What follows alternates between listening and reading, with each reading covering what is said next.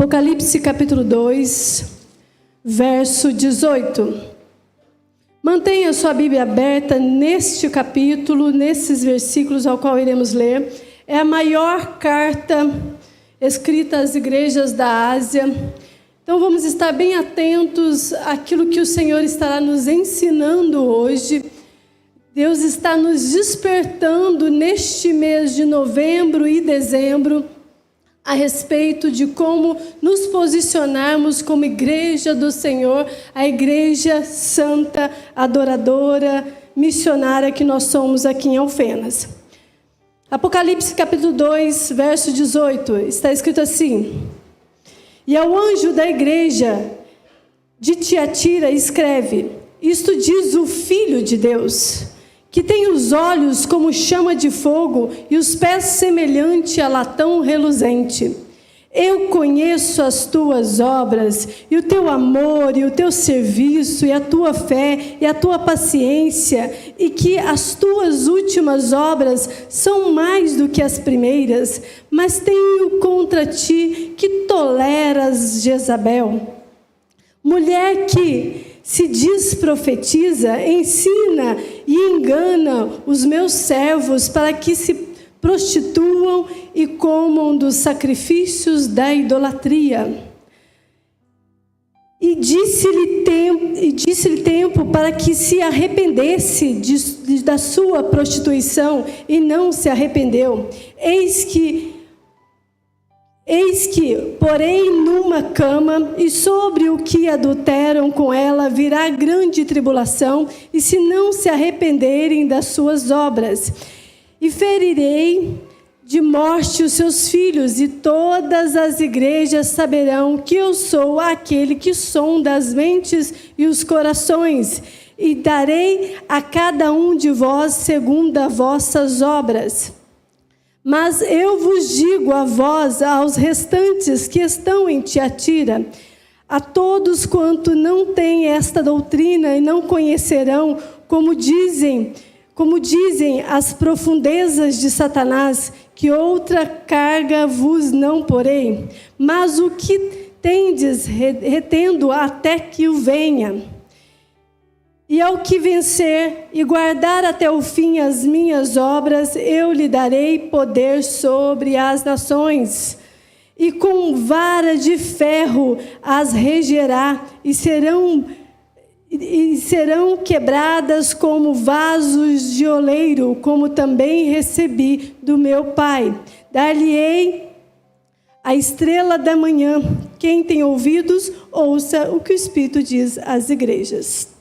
É uma igreja que está sendo investigada pelo Cristo.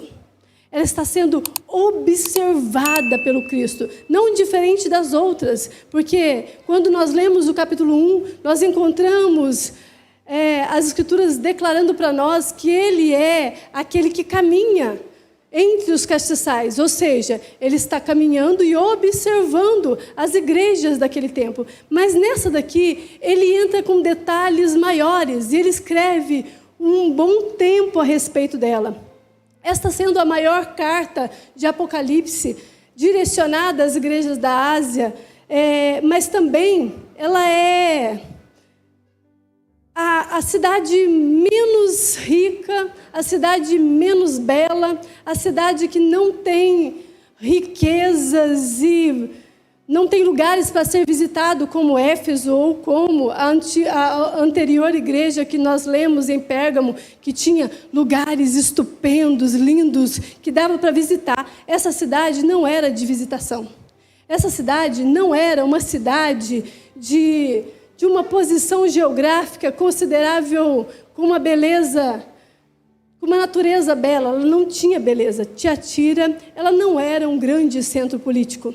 Tiatira não era um grande centro religioso. Pelo contrário, era uma cidade comerciante.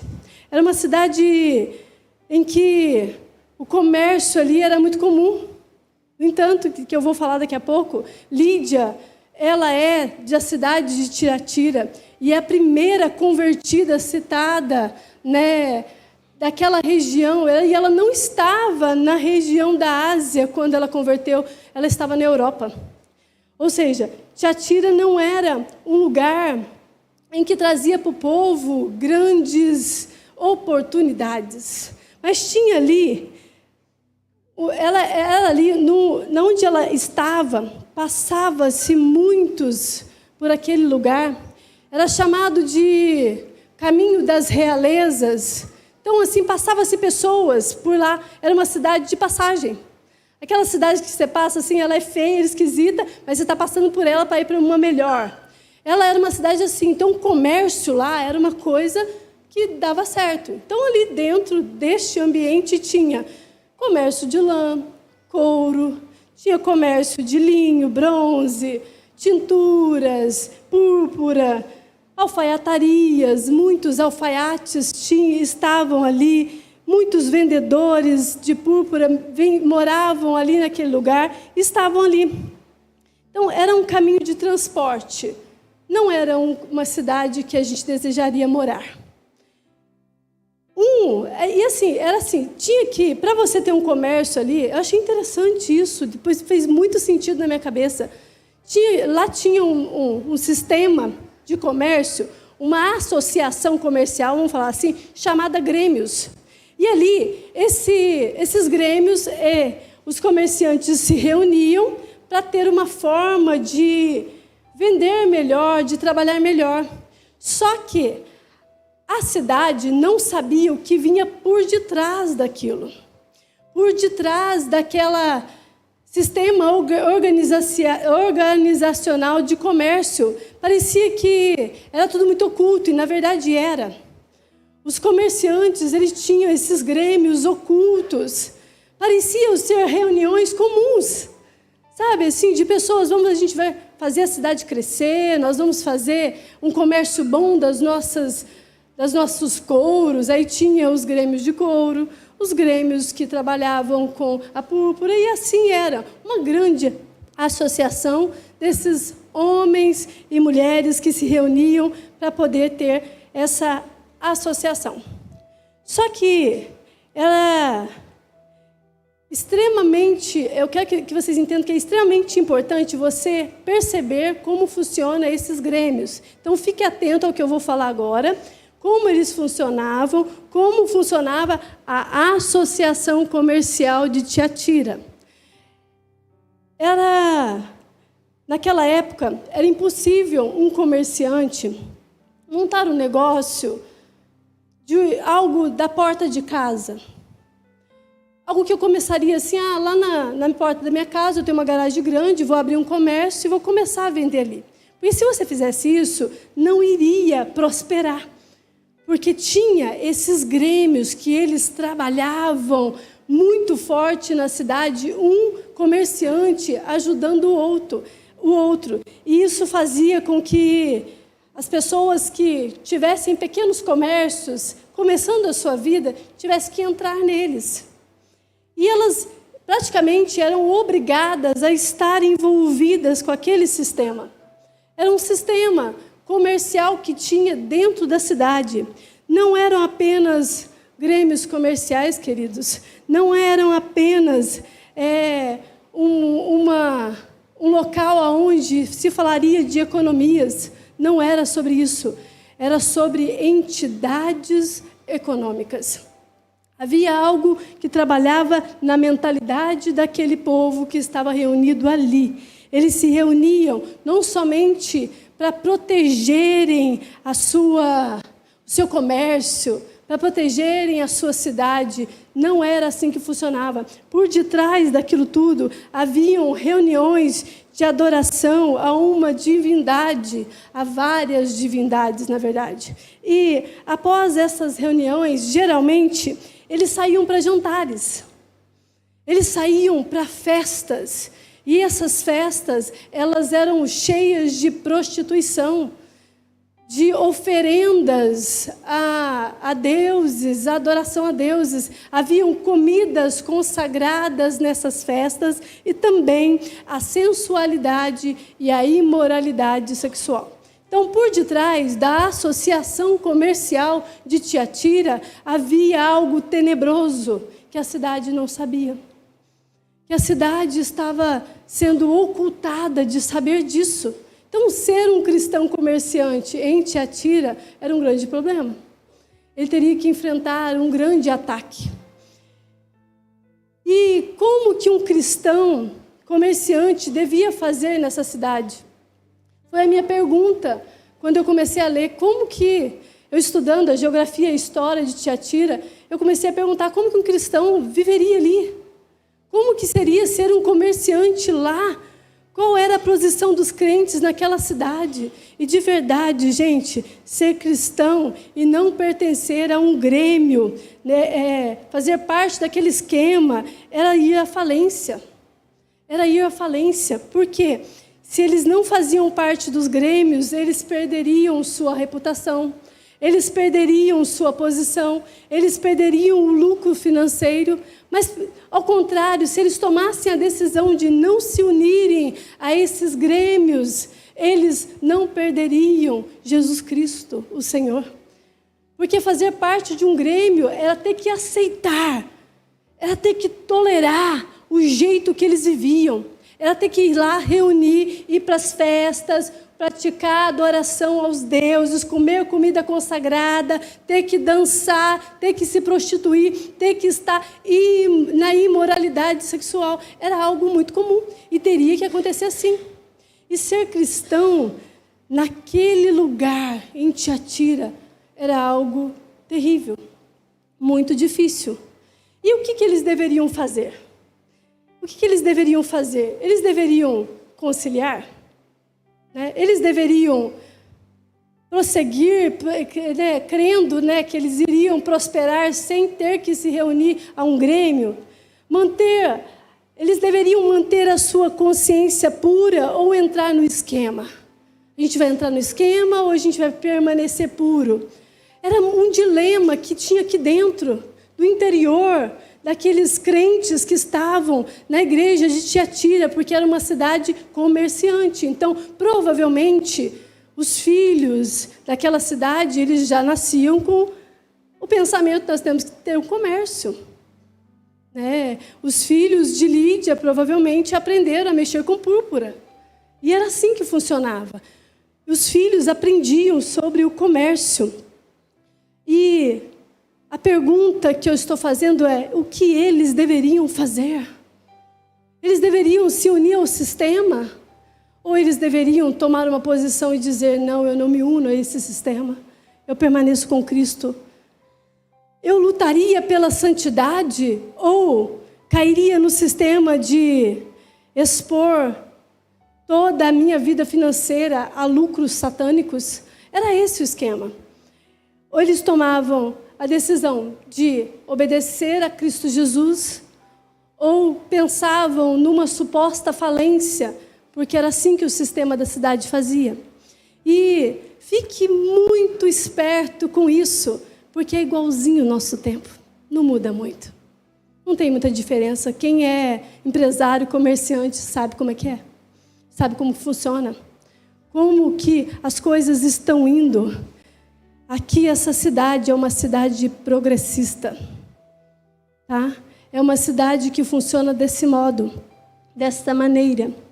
Nesse dilema aqui, dessa igreja ao qual nós estamos estudando, dessa cidade ao qual está essa igreja, que o Senhor Jesus desejou que lá fosse evangelizado, surge, diante disso tudo, uma mulher chamada profetisa, uma mulher que é considerada, para mim, falsa profeta. Uma falsa profeta surge neste lugar, e o texto denomina ela como Jezabel, denomina ela como essa mulher, que no meio desse problema que os moradores de Tiatira estão tendo, que é a questão do comércio, o cristão não pode se envolver ou vai se envolver, o que eu vou fazer? Eu sou crente, eu posso ir para a falência, porque se eu não me unir a esse sistema de associação comercial, as coisas não vão funcionar. Aparece ela como a solução para o problema. Ela traz uma solução dentro da igreja, trazendo respostas para os dilemas dos crentes, trazendo respostas e propostas bem terríveis na mente dos crentes que estão já cansados da opressão do lado de fora. Porque o lado de fora estava os oprimindo, mas agora aparece dentro da igreja uma solucionadora de problemas. Vou falar para vocês uma profecia. O negócio é o seguinte, não tem problema a gente se envolver com eles. Vou ensinar vocês como se faz. Aí ela começa com essa história. Ela começa com uma historinha assim, que ninguém pode vencer Satanás. Não sei se você já ouviu isso. Não sei se você já acreditou nisso. Mas ela vem com aquele papinho de que ninguém pode vencer Satanás sem conhecer as suas profundezas. É uma doutrina de uma falsa profetisa do tempo de Elias. E sabe qual que é a intenção dessa doutrina? Destruir profetas verdadeiros na casa do Senhor. Homens posicionados, mulheres posicionados para decretar o ano aceitável do Senhor. E a doutrina implantada neste século, eu tenho visto muito isso. No último nós falamos sobre a doutrina de Balaão e dos nicolaítas, mas neste culto é a doutrina que mais está pesando neste século. Quando gastamos muito tempo perdendo tempo falando de Satanás e não das maravilhas do Senhor. O ensino dela era assim, não tem nenhum mérito de crente falar sobre derrotar Satanás sem antes ter estado no lugar onde ele domina. A conversinha dela era muito ruim. A conversinha dela era assim, se você não foi lá, não tem como você ensinar como derrotar. Quantas das vezes nós ouvimos ministros falando sobre satanismo? Eu fui um ex-satanista. Que bom que ele foi ex. Mas gastou muito tempo falando de Satanás e do ambiente de Satanás e não pregou Cristo Jesus. Não acrescentou nada para a igreja. Nós sabemos quem Satanás é. A Bíblia está escrito. Está tudo muito bem explicado. Aí ela ensina também que para você ter domínio do pecado, essa doutrina diz que para você ter domínio do pecado, você precisa ter experiência com o pecado primeiro. Porque senão você nunca vai saber dominá-lo. E olha, isso não é vozes que ouve do lado de fora, porque do lado de fora havia um sistema mundano que dizia, você precisa comer as comidas dos deuses, você precisa se envolver com a prostituição. E aí aquilo não funcionava com a igreja. Não funcionava, porque a igreja sabia que vinha de fora, mas estando do lado de dentro, era muito fácil de ouvir. Se envolva com o pecado, porque senão você nunca vai saber vencê-lo. Se envolva com as ações deste mundo, senão você nunca vai saber como lidar com ele. Um engano, um espírito enganoso, enchendo a igreja de engano. O que na verdade estava acontecendo dentro da igreja de Tiatira era um incentivo para que os crentes desviassem de fazer a vontade do Senhor e se envolvesse não só com os grêmios, mas com tudo aquilo que era satânico. A intenção era que toda a igreja viesse a se desviar. Eles deveriam fazer parte de todo o esquema, do esquema de adoração a deuses, porque dessa forma eles seriam conhecedores das profundezas de Satanás. Nós lemos aqui. Eles estão sendo atacados, sendo doutrinados, ou seja, era algo falado, algo ensinado a eles, para que eles viessem a vencer o pecado, eles precisassem estar nele. O meio de vencer o pecado era estando no pecado. Essa era a doutrina pregada por Jezabel na igreja de Tiatira. Essa falsa profetisa anuncia para a igreja coisas falsas, verdades que não são verdades. E o povo está ali. E o povo está ali. E dentro dessa cultura que está essa igreja em Tiatira, numa cidade progressista e comercial, preciso falar isso para você, numa cidade progressista e comercial, uma igreja que está ali, mas uma igreja forte, porque ela está muito firme. É bonito ver os elogios de Jesus a respeito dela. Ela é forte, ela está crescendo, é uma igreja crescente neste ambiente progressista.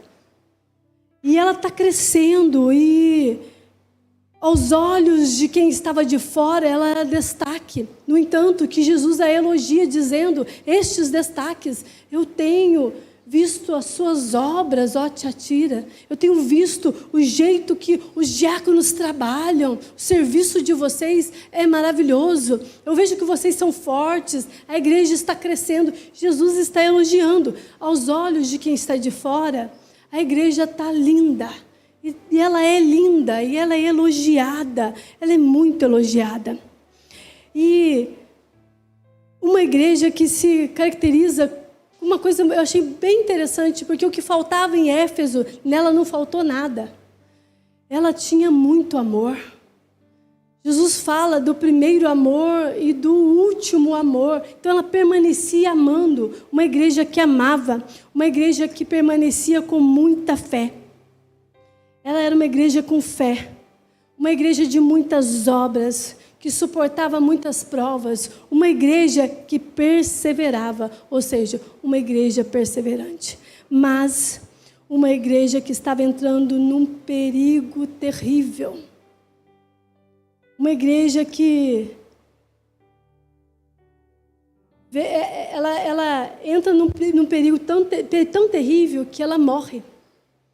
A morte para ela era iminente, e essa igreja ela morre. E ela é morta. No segundo século, não havia mais vestígios de igreja na cidade de Tiatira. Ou seja, toda a igreja ela foi destruída. Toda ela. O problema era tão grave, tão sério, que aquela igreja ela não sobreviveu. Querida igreja do Senhor, querida igreja de Alfenas, escuta o que o Senhor está falando com você hoje.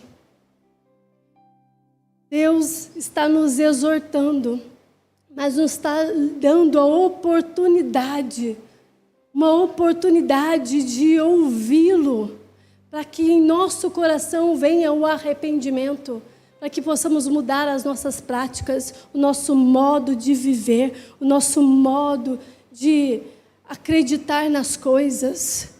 E esse mal entrou tanto dentro dela que parecia como um veneno no corpo.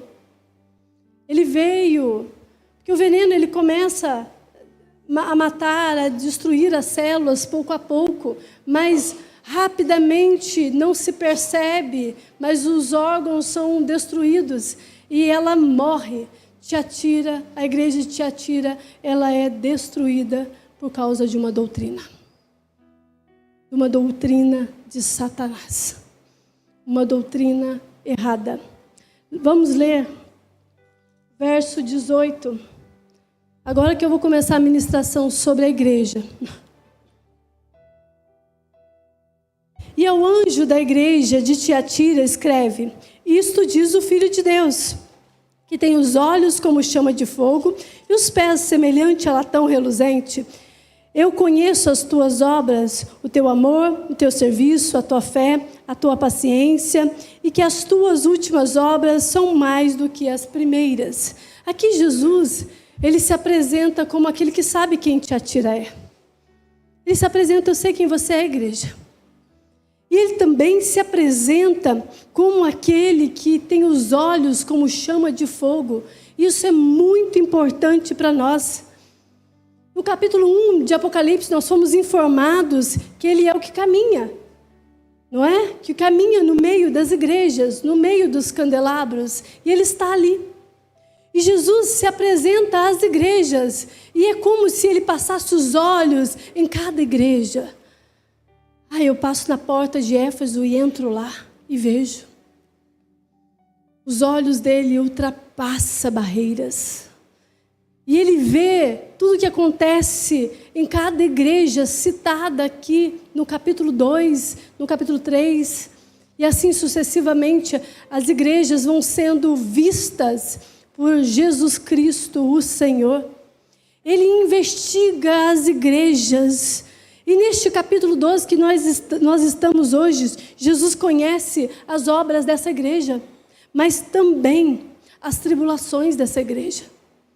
Ele está deixando bem claro, eu conheço as suas tribulações. Jesus conhece o lugar em que aquela igreja habita. Ele conhece. Ele é como os olhos de chama de fogo. Jesus está no meio da igreja. Jesus, ele pesquisa a igreja. Jesus, ele sonda, ele penetra, ele olha o local, ele olha as circunstâncias. Jesus, ele olha a mente e o coração de cada igreja. E quando eu falo de cada igreja, não é você, que você não é igreja. Sozinho nós não somos igreja. Aqui eu estou falando de um grupo de pessoas. Um grupo de pessoas que se unem numa mesma fé, numa mesma convicção. E Jesus está vendo essa igreja chamada Tiatira. Um grupo de famílias, de pessoas que estão reunidas em um lugar.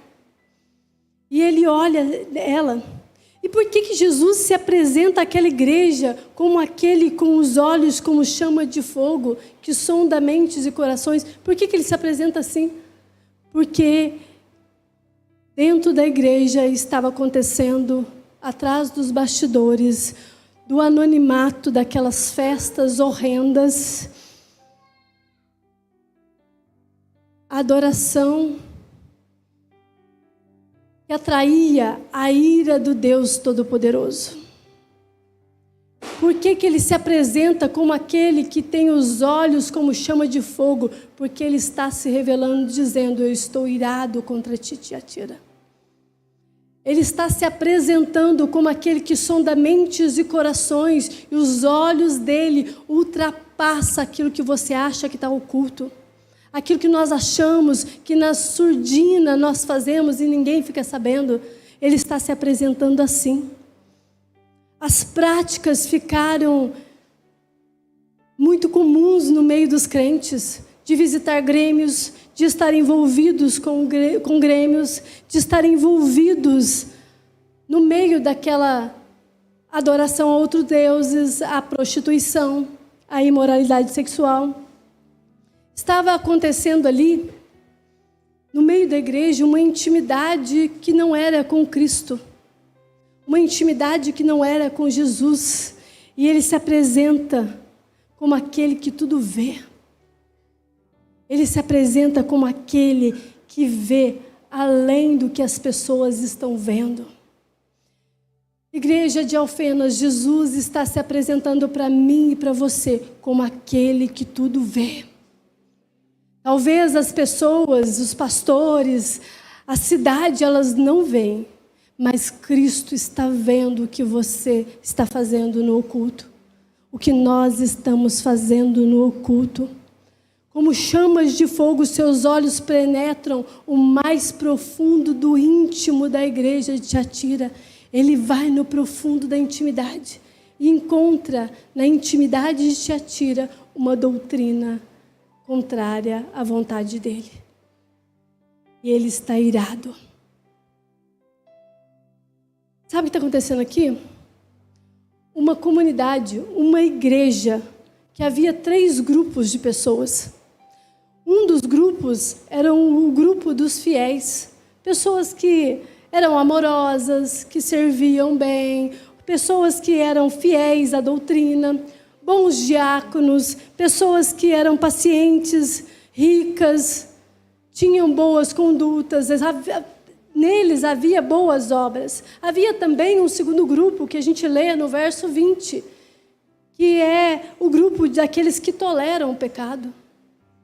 E o terceiro grupo era pior do que tolerar. Era aqueles que toleravam e praticavam. Então era uma igreja que tinha gente fiel, tinha gente que tolerava o pecado, tipo assim, vou fingir que eu não estou vendo. Deixa ele fazer o que quiser. E aqueles que toleravam e praticavam o pecado. Estavam vivendo assim. Essa igreja de Tiatira, ela revela uma comunidade dividida. Com aqueles que são fiéis, aqueles que toleram e aqueles que toleram e praticam o ensino de Jezabel. Isso é tão sério que Jesus, antes de reprovar a falsa profetisa, ele reprova a igreja. Ele chama a atenção da igreja. Ou seja, até os fiéis ouviram da parte do Cristo, de Jesus Cristo, a condenação que havia sobre eles, porque os olhos daquele que tudo vê estavam passando, havia fogo, havia ira da parte do Senhor.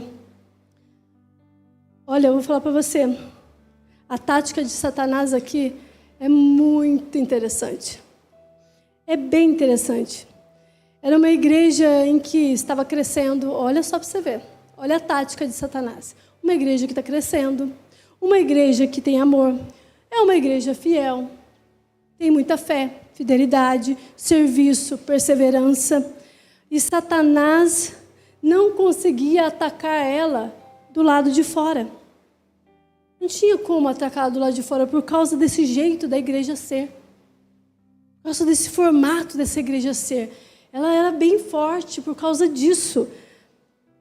Então, como não tinha como atacar de fora para dentro, Satanás começa a atacar de dentro para fora. Isso é muito comum no nosso século. É muito comum. É mais comum do que nessa época aqui. As igrejas, elas receberem ataques dentro e permanecerem tolerantes com os ataques, como se nada tivesse acontecendo.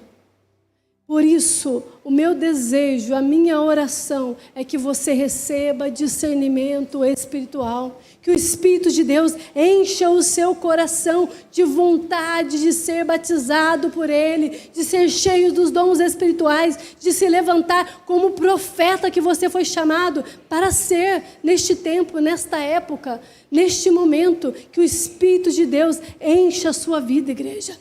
Que o Espírito de Deus que está neste lugar manifeste poderosamente em teu interior, trazendo os dons, a manifestação dos céus na terra, para que nós não venhamos a ser enganados. Nós não venhamos a ser enganados. Na igreja de Éfeso,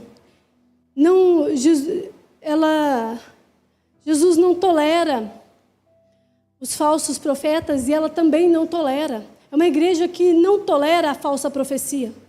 De jeito nenhum, a gente aprendeu sobre isso. Ela não aceita ensinos errados, ela repreende os ensinos errados, mas esta igreja aqui, ela tolera. Ela tolera uma mulher que se diz profetiza e sobe no altar, e o seu altar é possuído por aquela mulher que tem uma doutrina errada e ela é levantada. Quando você pensa em tolerância, existe duas maneiras de nós pensarmos em tolerância. A tolerância também é uma virtude, né? Mas também ela é um grave pecado. Devemos tolerar uns aos outros, isso é virtude.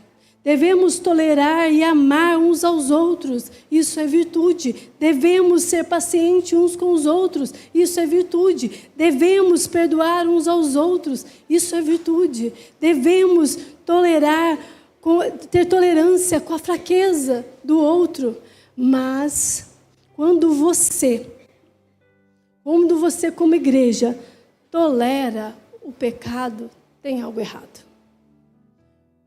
Quando você, como igreja, tolera a heresia. Então, a tolerância, quando você tolera a heresia, o engano religioso, o falso ensino, a persuasão, né, a enganação no pecado, da verdade, a enganação dizendo que aquilo é uma verdade, você está cometendo o pecado. Aí se torna pecado. Se torna um grave pecado esse tipo de tolerância. Você tolerar o falso ensino dentro da igreja. Nós não podemos. Verdade pervertida perverte caráter. Guarda essa frase. Verdade pervertida perverte caráter. Não é verdade? Não é verdade?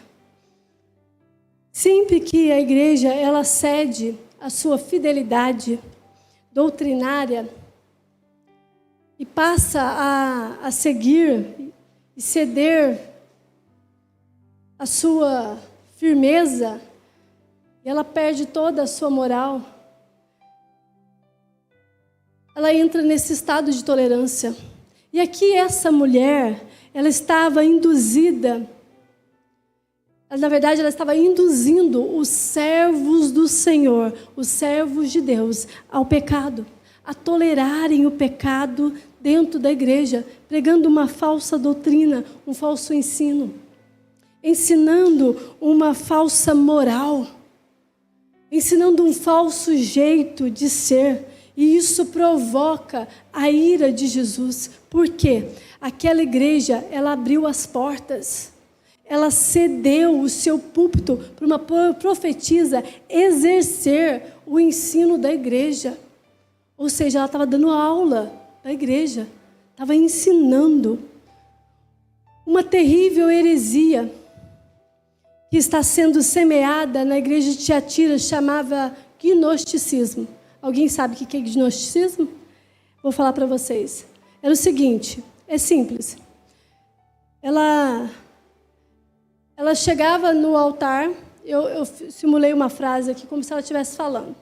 Ela chegava no altar da igreja ali, na parte do púlpito, subia lá, e ela começava a dizer assim, olha, você precisa elevar o seu entendimento. Você precisa elevar o seu entendimento a viver coisas mais profundas. Coisas muito mais profundas. Você pode se entregar às paixões da carne. Não tem problema se entregar às paixões da carne. Consuma os pecados carnais, porque você precisa ter mais profundidade. Você precisa ter mais profundidade. Consuma esses pecados. Consuma eles, porque assim você solta a sua alma para voar mais alto. Essa seria uma das frases de uma falsa profeta no altar daquela igreja em Tiatira. E é isso que esta mulher está ensinando, a conhecer as coisas profundas de Satanás. Quando nós vamos estudar sobre a palavra coisas profundas de Satanás, não tem outra coisa a não ser vencer o pecado. E aqui ela está ensinando que para vencer o pecado você precisa experimentá-lo. As profundezas de Satanás. Ela está ensinando a igreja a buscar profundidade naquilo que é de Satanás. E o que foi grave e muito triste nessa igreja é que tantas coisas belas que tinha lá foi ocultada por essa feiura, por essa promiscuidade. O corpo era saudável, igreja. Era uma igreja saudável. A igreja era saudável. Mas, de repente, um câncer maligno entra nela e começa a destruí-lo. E começa a formar ali um problemão. Leva essa igreja à morte. Aquela heresia destruiu a igreja de Tiatira. O inimigo foi acolhido na intimidade daquela comunidade. Cuidado quando você acolhe o inimigo no meio da intimidade da igreja. Cuidado. Observe uma coisa, que depois que Jesus exorta a igreja, ele está chamando a atenção da igreja e demonstra o seu zelo pela igreja, ele está falando com ela, ele denuncia a falsa doutrina e a falsa moralidade que havia naquele lugar. E qual que era a falsa doutrina que tinha ali?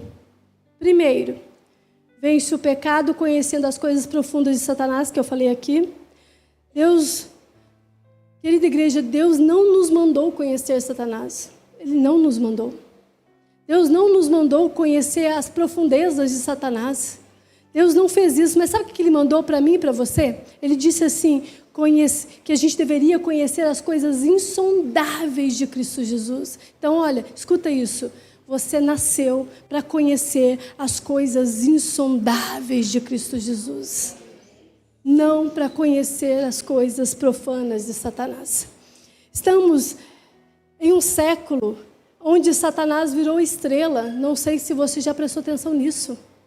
Onde Satanás passou a ser a estrela do momento e aquele que traz revelações maiores do que Cristo, que faz mais milagres do que Cristo, a sociedade hoje fica mergulhada nas coisas ocultas e acha que aquilo é bom. As pessoas estão envolvidas e submersas em vitórias, né? Supostas vitórias de Satanás, e acha que estão vivendo bem. Neste século nós temos vivido assim, onde Satanás tem sido a estrela de igrejas, a estrela de seitas, a estrela de cidades. Portais de cidades estão com símbolos satânicos e nós toleramos. Segundo, eu encontro aqui o segundo ensino de Jezabel, que é: para defender o seu dinheiro vale tudo. Para você ter dinheiro, vale qualquer coisa. Se for para negociar, você não negocia o seu dinheiro de maneira nenhuma. Pessoas entregando as suas vidas a Mamon todos os dias. Pode comer sacrifícios a ídolos que não tem problema, vale tudo, se eu não perder o meu dinheiro. Se eu não perder o meu dinheiro, prestar culto a ídolos não é problema. Se eu não perder o meu dinheiro, participar daquelas falsas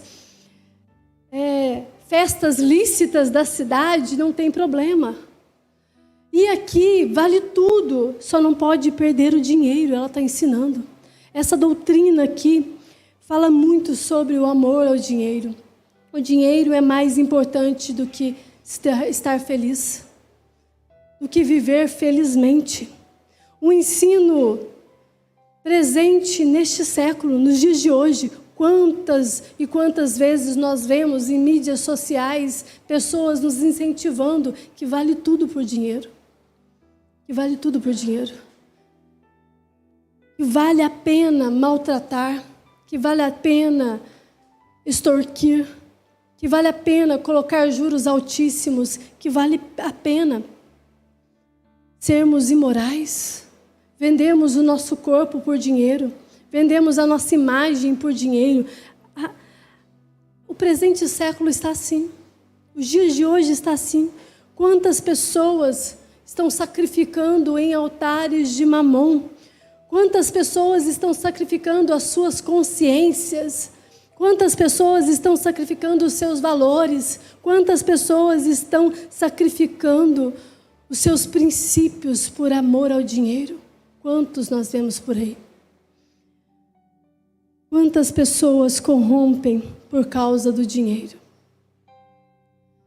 A Bíblia nos ensina a fugir da impureza, a fugir das paixões.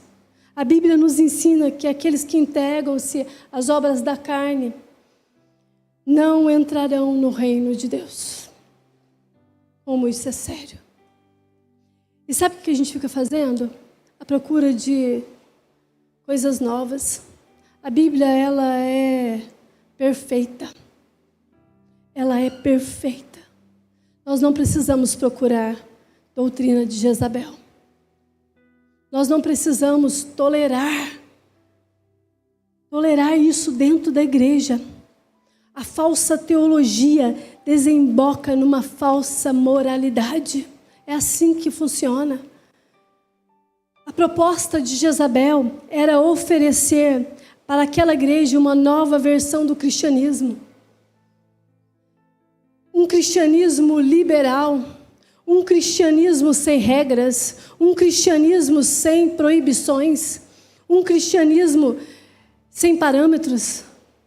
Era oferecer um cristianismo sem princípios. Era um cristianismo sem leis. Era assim que Jezabel estava oferecendo para a igreja. E a igreja estava tolerando. Tinha os fiéis, mas tinha os que toleravam. E os que toleravam e praticavam. Os 3 grupos estavam ali. Na verdade, o que ela queria era modificar o cristianismo para adequar ao paganismo. Quantas igrejas estão fechando portas por causa de se adequar a esse tipo de doutrina? Um grave problema que tem atingido a igreja de hoje, que é muito triste, é que tantas vezes elas permitem os seus altares serem envolvidos por essa doutrina, serem levados a essa doutrina. Mas, querida igreja, que essa igreja aqui, que está ouvindo isso hoje, possa se posicionar diante de um falso profeta que adentrar nessa casa. Que você possa ter discernimento quando alguém vier com essa inflamação no meio de vocês. Que você se posicione e fale: eita, a Bíblia não diz isso. Eu não tolero esse tipo de coisa. Eu não tolero você viver dessa maneira imoral e dizer para mim que isso é correto para eu viver. Não tolero esse tipo de adoração ao dinheiro. Eu vou ser rico pelas mãos do Todo-Poderoso, mas não por extorquir pessoas, não para destruir pessoas. Que você se posicione, igreja do Senhor. Que após essa ministração, após esse fim de ano que nós estamos estudando as igrejas de Apocalipse, nós possamos nos posicionar em 2025 como uma igreja forte, uma igreja cheia da presença, uma igreja profética, uma igreja missionária, uma igreja cheia de presença e poder daquele que é santo, justo, verdadeiro, que tem os olhos como chama de fogo. Esse é o nosso Deus, soberano. Quantas igrejas está, pouco a pouco, cedendo terreno para a impureza? Cedendo terreno para aquilo que eles consideram lícitos, para aquilo que o mundo está dizendo, para as práticas mundanas. E de repente, aqui o cristianismo de Tiatira, ele afeta, o novo cristianismo em Tiatira afeta a mente do povo. E eles são tomados na mente por uma doutrina errada. E aquilo toca o coração deles. Por isso que Jesus fala: eu sou aquele que sonda mentes e corações, porque tudo que eu acredito passa a ser meu sentimento. E automaticamente eu começo a agir. Nós já falamos sobre isso aqui muitas vezes. Quando eu leio o verso 21, está escrito assim: e dei-lhe tempo para que arrependesse da sua prostituição, e não se arrependeu. Aqui Jesus está dizendo que ele confronta Jezabel com misericórdia, ele confronta a igreja com misericórdia, ele dá a oportunidade de arrependimento, para que ele não traga o juízo sobre eles. Ele dá a oportunidade, estou dando a oportunidade, igreja de Tiatira, para você se arrepender. Antes de tratar com você no dia do juízo, antes disso acontecer, Jesus podia fulminar Jezabel, ele podia acabar com ela, mas Deus é paciente. Deus é longânimo e Ele não tem prazer na morte do ímpio. Ele não tem prazer na morte do ímpio. Ele não tem prazer naquele que está no pecado. E Ele chama ao arrependimento. Jesus chama Jezabel ao arrependimento, mas ela não se arrepende. E Jesus, nessa hora, está se dirigindo à igreja e falando comigo, com você, dizendo assim: estou dando a oportunidade para vocês se arrependerem. Estou dando a oportunidade de vocês abandonarem o pecado. Estou dando a oportunidade de vocês voltarem aos dias ao qual você se entregou a mim e disse que eu seria o teu Senhor. Jesus está dando a oportunidade para mim e para você de arrependermos. De arrependermos, porque se você não abandonar o pecado, sobre a sua cabeça, sobre a nossa cabeça, virá a ira do Senhor. O dia do juízo. O dia do juízo. Verso 22. Está escrito assim: e eis que porei numa cama, e sobre os que adulteram com ela virá grande tribulação, se não se arrependerem das suas obras. A disciplina é um ato de amor. Entenda isso. Jesus transforma o leito de prazer no leito de sofrimento. Jesus está corrigindo eles. Aqueles que caminhavam com Jezabel, Jesus está disciplinando eles, dizendo: aquilo que era leito de prazer está se transformando em leito de sofrimento. Jesus está transformando a cama do adultério em cama de enfermidade. Está escrito aqui, acabamos de ler no verso 22. Jesus pega o próprio local, a situação onde se curtia a vida para se sofrer. E aquilo que era bom passa a ser horrível. Jesus transformou o prazer do pecado no próprio chicote da disciplina. Olha esse lugar que você está. Olha o que você está fazendo. Que pecado que é esse? E aquilo começa a doer. Aquilo começa a doer. Jesus transforma o lugar aonde considerava-se prazeroso em disciplina e chicote.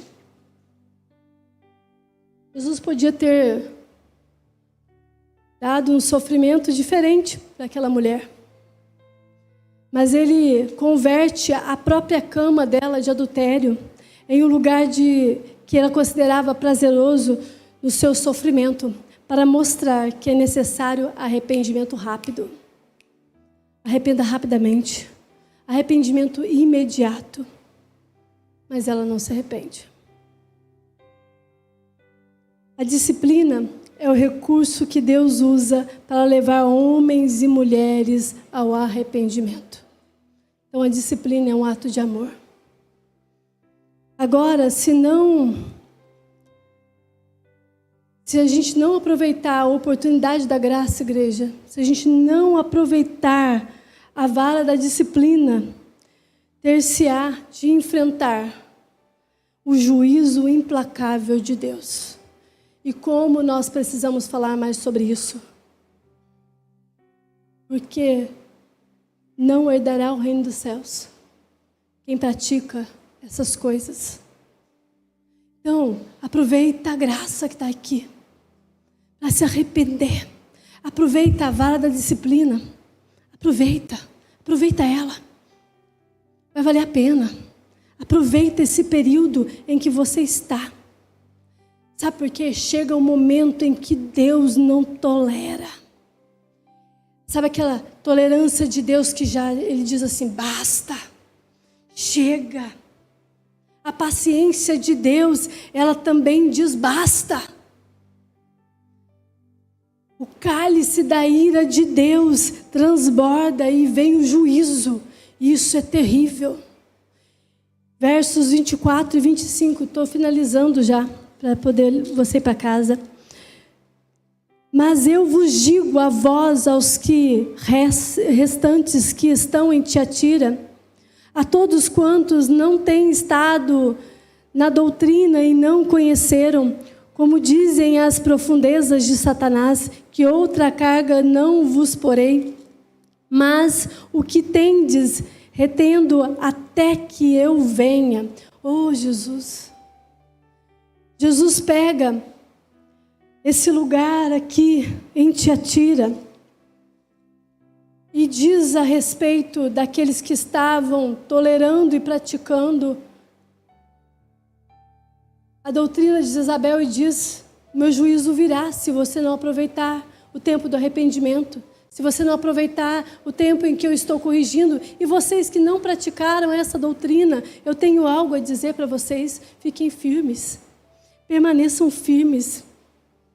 Querida igreja, é possível permanecer firme, sim.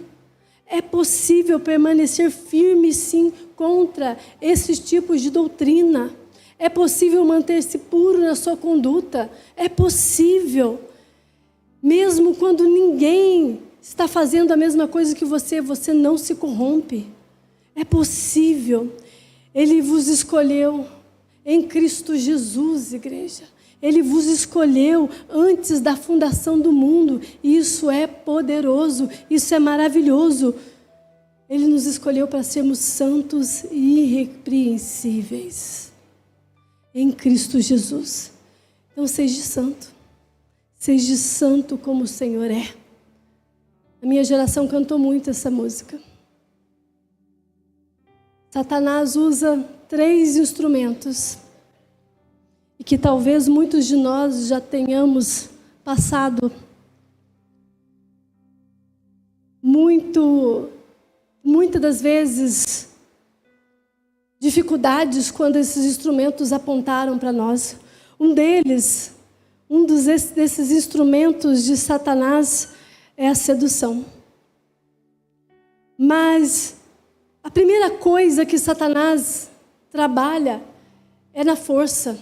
Um dos instrumentos para tirar o testemunho da igreja é minar a força. Como que mina a força? Quando nós somos perseguidos pelo anticristo, pelo sistema. Lembra que eu falei do sistema da cidade? Quando nós somos perseguidos pelo sistema, aí parece que a gente fica fraco. Aí que tenta minar a nossa força, mas não consegue. E aí, outro instrumento para minar o nosso testemunho como igreja é a heresia. O que é heresia?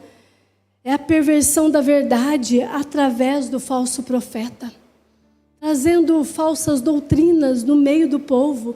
Isso é um dos instrumentos de Satanás neste tempo. Mas quando ele não consegue minar a nossa força, não consegue tocar em nós com heresias, ele vem com uma coisa chamada como Grande Babilônia. O que é isso? Pelo pecado da sedução.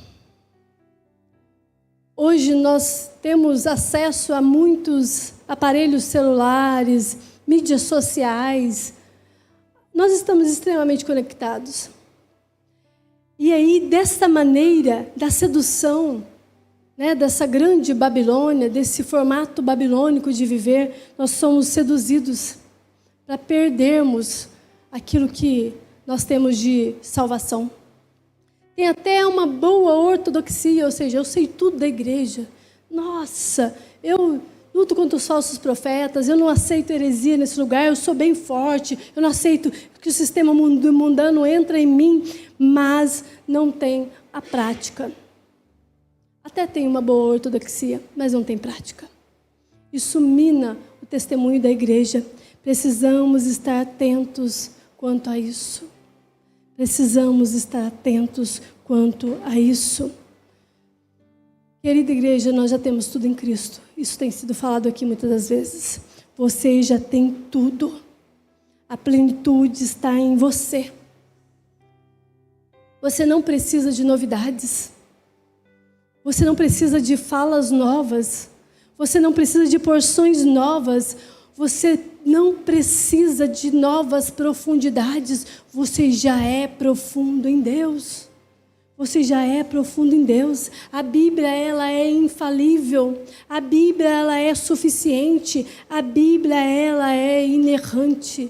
E ela é tudo que nós temos. E Jesus é tudo que temos nela. E a revelação do início e do fim das coisas já está nela. Nós não precisamos de novidades, nós não precisamos de novas profecias, nós não precisamos de novas falas, nós não precisamos de nada. Já temos tudo. Já temos tudo. Já está tudo pronto. Já está tudo pronto. Temos um grande banquete.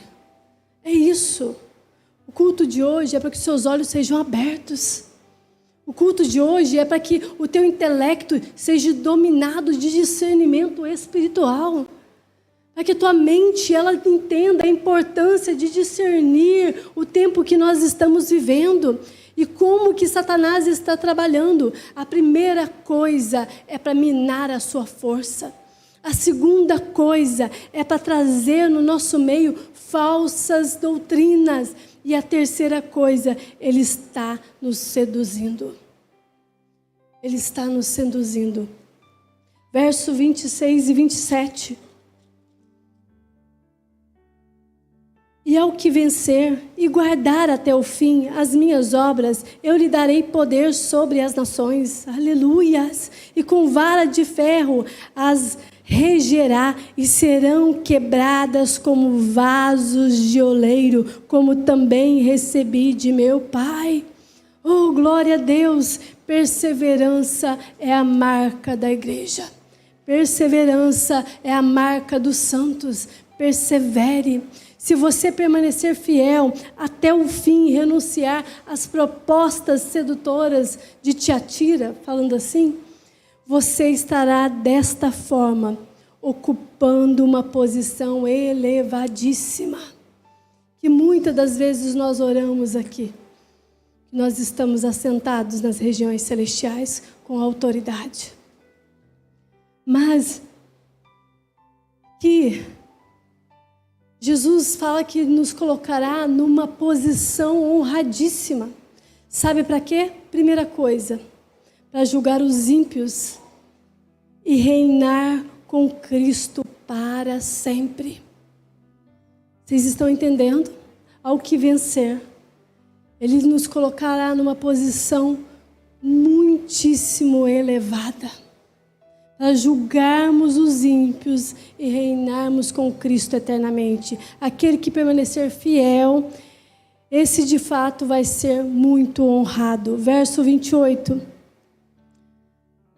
Dar-lhe-eis a estrela da manhã. Os crentes que lutavam para manter-se firmes, para manter-se puro, para manter-se ali firmes na doutrina do Senhor Jesus, firmes na ortodoxia, que permaneceram fiéis, eles receberiam uma estrela que brilharia por todo o firmamento. Está dizendo aqui que a estrela da manhã é o próprio Senhor Jesus. Quando nós lemos isso, está lá em Apocalipse 22, 16. Ele é a estrela da manhã. Nós brilharemos se nós permanecermos firmes até o fim, perseverantes.